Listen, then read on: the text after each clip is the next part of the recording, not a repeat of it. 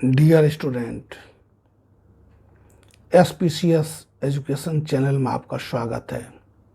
आज का टॉपिक है एनिमेटिज्म और मानाइज्म, जीवित सत्तावाद या मानववाद।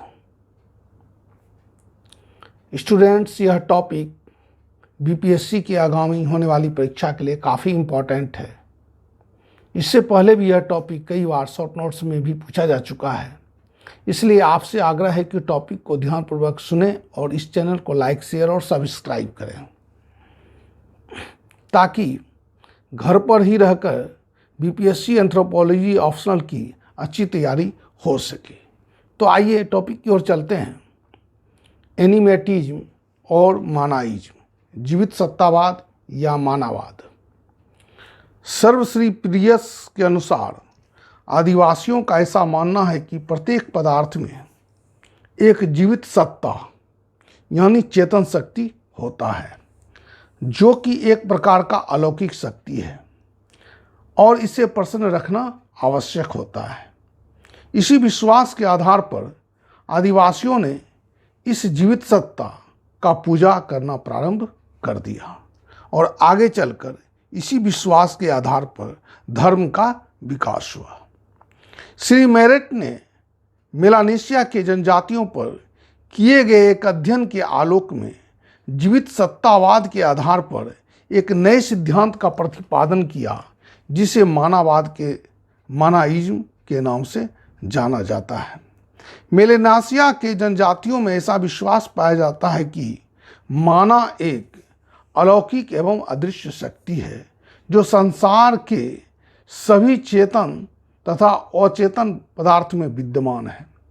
माना की शक्ति किसी में कम और किसी में अधिक हो सकती है, लेकिन यह सभी में निश्चित रूप से विद्यमान रहती है। इन जनजातियों का ऐसा भी विश्वास है कि अच्छी माना शक्ति उसे सफलता दिला सकती है और बुरी माना शक्ति उसके असफलता का कारण बन सकती है।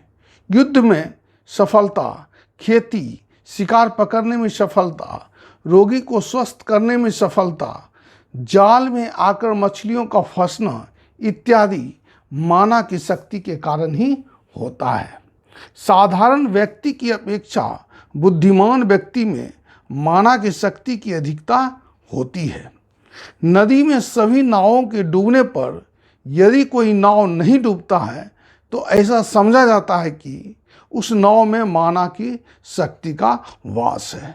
यदि किसी भौतिक पदार्थ के धारण करने से इच्छित फल मिल जाता है तो उस भौतिक पदार्थ में भी माना की शक्ति का वास समझा जाता है। लोवी ने कहा है कि माना की शक्ति एक बिजली के प्रवाह के समान है, जो स्वतंत्रतापूर्वक कुछ समय के लिए अस्थायी तौर पर एक व्यक्ति से दूसरे व्यक्ति में आ एवं जा सकता है तथा कार्यों की सफलता या असफलता माना की उपस्थिति या अनुपस्थिति पर निर्भर करती है। उदाहरण एक, प्रशांत महासागर के समोआ द्वीप के निवासी दो सामाजिक वर्ग में विभाजित हैं, नेतृत्व वर्ग तथा साधारण वर्ग। इन लोगों का ऐसा विश्वास है कि नेतृत्व वर्ग में साधारण वर्ग की अपेक्षा अधिक माना पाई जाती है।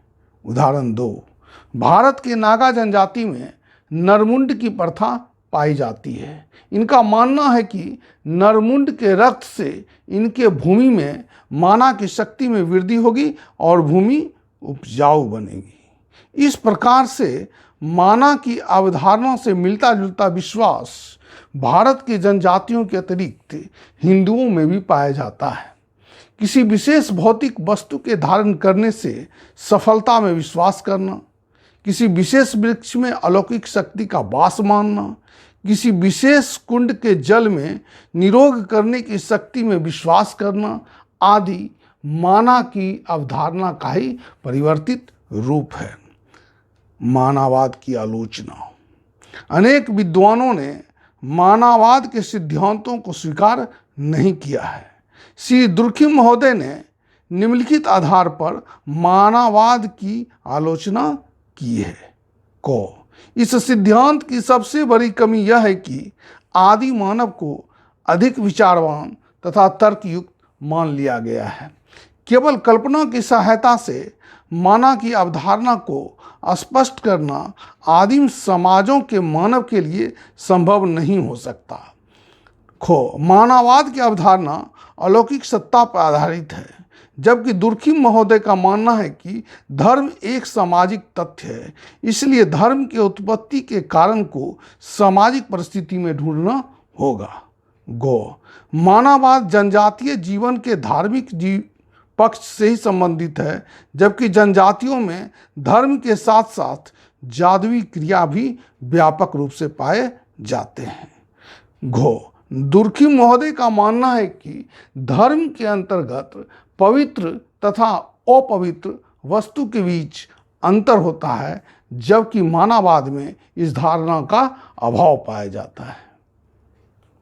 धन्यवाद।